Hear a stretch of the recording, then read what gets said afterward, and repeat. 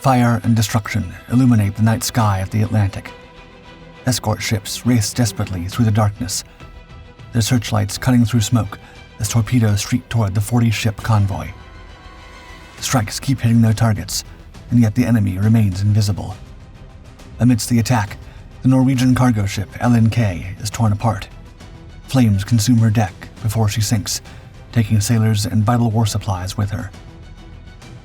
Desperate captains break the silence, sending fragmented warnings over the radio to any ships within range. But by the time the warnings reach the trailing convoy, it's already too late. A second convoy is facing its own barrage of explosions and deep torpedoes coming from all directions, gutting merchant ships one by one. The sun has yet to rise, but the outcome is already clear. The Allied convoys have sailed into a carefully laid trap, and now an iron gate is closing around them. Dönitz's vision. By early 1943, Britain stood as one of the last Allied strongholds in Europe. While Hitler's forces had conquered much of the continent, the British Isles remained protected by 20 miles of channel waters and the formidable Royal Navy. This maritime shield had kept invasion at bay for 3 years. But now a new threat was emerging from beneath the waves. Admiral Karl Dönitz, appointed Supreme Commander of the Kriegsmarine in January 1943, understood that Britain's survival depended on its Atlantic supply lines. The Royal Navy could win battles, but it couldn't feed the British population. Since the early years of the war, Dönitz had a vision: a fleet of 300 Type 7 U-boats capable of sinking 1 million tons of shipping every month. Now, with production ramping up and Wolfpack swelling to unprecedented numbers, the Admiral seemed ready to deliver the final blow his regime had long dreamed of. The new U-boat forces had already begun cutting their teeth in the freezing waters of the Atlantic winter, one of the first victims being the crew of Convoy ON-166. The fleet, comprised of 63 merchant ships, set sail from Liverpool on February 11, 1943. Escorted by cutters and Flower-class corvettes, the sailors on board thought themselves safe from danger. But a storm along the way would drive them right into their enemy's claws. First blood. Scattered by a howling gale, Convoy ON-166 suddenly found itself vulnerable and exposed. Its protective formation shattered across the Atlantic. Merchant captains fought desperately to stabilize their vessels, their radios crackling with pleas to regroup. But from the depths, the U-boats were already closing in, their radars lighting up as they moved in for their lethal strike. The Norwegian Stigstad was the first to fall. Surrounded by the Wolfpack, she maneuvered frantically to evade their torpedoes, but the attack was impossible to escape. Torpedoes struck from all angles, detonating with overwhelming force. Her crew could only watch in horror as the ship broke apart. By nightfall, Stigstad had been consumed by the sea. But the massacre had only begun. Over the next 5 days, the U-boats hunted the convoy without respite, tearing apart ships one by one. Amid the chaos, U-606 torpedoed 3 vessels in rapid succession before being struck by retaliatory depth charges from the convoy's beleaguered escorts. The cutter Campbell rammed the U-boat in a last act of defiance, crippling the submarine, but leaving itself too damaged to continue.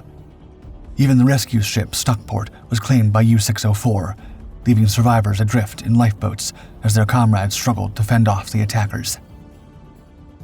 By the time the Wolfpack broke off, the sea was a tragic vision of shattered ships and lost sailors. 14 Allied vessels had been sunk, leaving the battered remnants of Convoy ON-166 crawling into New York on March 3rd. Their crews arriving at port with a grim warning: the U-boats were more powerful than ever. For Admiral Karl Dönitz, the brutal attack on Convoy ON-166 was but a prelude to the bold plans he had in store for the Allies. 1 month later, his vision of complete naval domination took the Battle of the Atlantic to a new level. Sailing into a trap. As spring approached, the war's focus shifted to not 1, but 2 British-bound convoys, SC-122 and HX-229. Laden with vital supplies, fuel, ammunition, and food, These lifelines to the Allied forces in Europe were indispensable. To the Axis, however, they were too dangerous to be allowed to reach their destination. The Kriegsmarine's order was absolute: eradicate the convoys before they reached port. SC-122, a lumbering convoy of 60 merchant ships, departed New York on March 5th. Under the protection of a modern Western local escort force consisting of a single destroyer and 5 corvettes. The North Atlantic proved unforgiving to their fleets from the start. Violent gales forced 2 ships to retreat to New York within a day, while 6 officers abandoned the crossing entirely. Still, the remaining sailors pressed on. On March 13th, their escort changed hands to the Mid-Ocean Escort Force B-5 Escort Group, a team of 8 warships led by Commander R.C. Boyle, aboard the destroyer HMS Havelock. Meanwhile, HX-229, composed of 40 merchant vessels, set sail on March 8th. Together, the 2 convoys amassed a staggering fleet of nearly 100 ships. HX-229 met its ocean escort, B-4 Escort Group, on March 14th, led by Lieutenant Commander Gordon John Luther aboard HMS Volunteer. This group included 4 destroyers and a corvette. Despite his expertise in anti-submarine warfare, Luther was a newcomer to leadership, this being only his 2nd convoy crossing.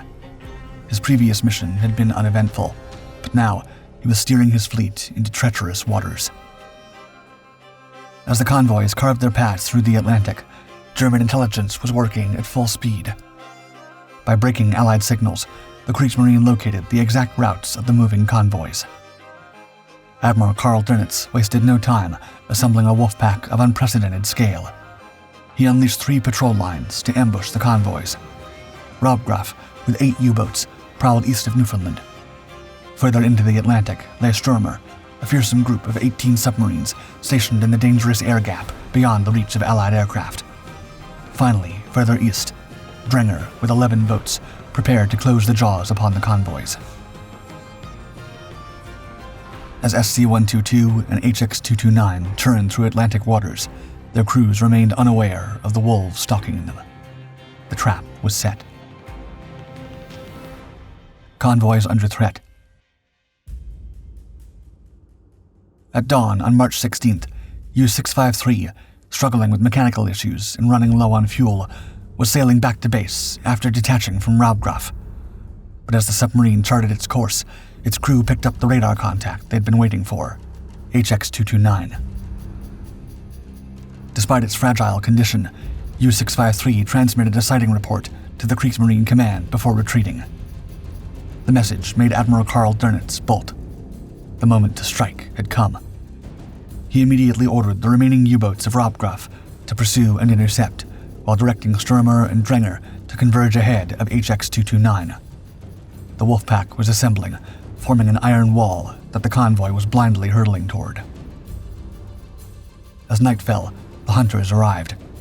7 U-boats from Raubgraf, freshly refueled and rearmed, began to shadow the convoy. Exploiting their ability to surface undetected at night, the U-boats slipped into position, their hulls hidden beneath the pitch-black Atlantic skies. Suddenly, torpedoes streaked through the frigid waters, their glowing trails cutting across the waves before slamming into unsuspecting targets. Explosions erupted, lighting up the night as ships were engulfed in flames. The convoy broke apart in chaos, the survivors struggling to maintain formation amidst the carnage. Outnumbered but undaunted, the escorts threw themselves into the battle. HMS Volunteer and her companions launched counterattacks, deploying depth charges with concussive blasts that churned the icy waters in a bid to dislodge the hidden underwater fighters. Searchlights cut through the smoke, seeking the periscopes of the elusive attackers. Yet, the U-boats moved like phantoms, diving beneath the waves, only to re-emerge moments later and strike again. 8 ships fell to the Germans that night. Fires raged across the waters as lifeboats were launched, in the hope of rescuing shipwrecked sailors. The convoy was bleeding, and yet this was only the beginning. The assault continues. As HX-229 fought to stay afloat, SC-122 was drawn into the fight, just 120 miles away.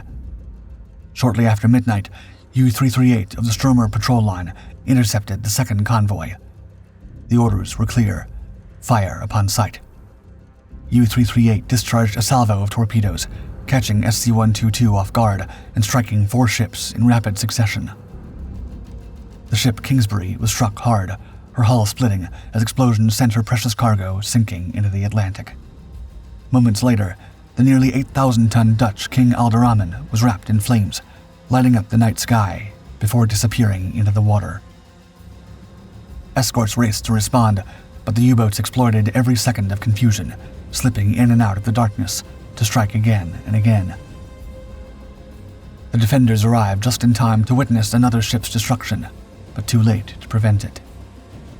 Desperation mounted as the Allied defenders realized the scale of the assault. The option to retreat and regroup wasn't viable, as there was no safe harbor in those waters. Their primary advantage, the ultra-intelligence system used to decode German Enigma messages, had suddenly gone dark. The Germans had implemented a new ciphering system that rendered their U-boats invisible to Allied tracking. It left the convoys blind, fighting an enemy they couldn't see. By the time the sun finally rose, the 2 convoys were on the verge of collapse. The convoys fight back.